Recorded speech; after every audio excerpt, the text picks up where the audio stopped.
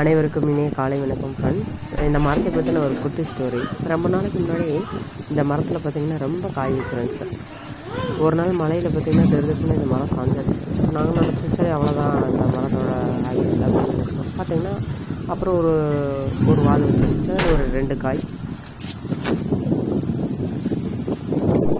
அப்புறம் பார்த்திங்கன்னா இன்னொரு வாதில் ஒரு 2 காய் வச்சு இப்போ ரொம்ப நாள் கழிச்சு நாங்கள் போகும்போது சைடில் ஒரு வாது வந்து இப்போ புது பிரான்ச் விட்டு அதில் நாங்கள் எக்ஸ்பெக்ட் பண்ணவே இல்லை. அதாவது அவ்வளோ காய் அளவுடன் அதில் அப்படி ஒரு அளவு கடந்த காய். இதுலேருந்து என்ன சொல்ல வரேன்னா, நம்ம லைஃப்பில் வந்து சில நேரங்களில் நம்ம அவ்வளோதான் லைஃப் அப்படின்னு நினைப்போம். இந்த மரம் போல தான்.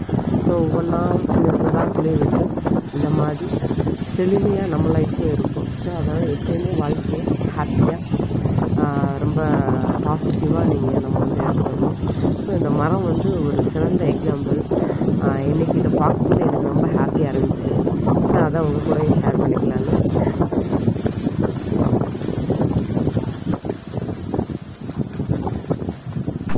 ஸோ எப்போவுமே மகிழ்ச்சியாக இருக்கும். Thank you so much.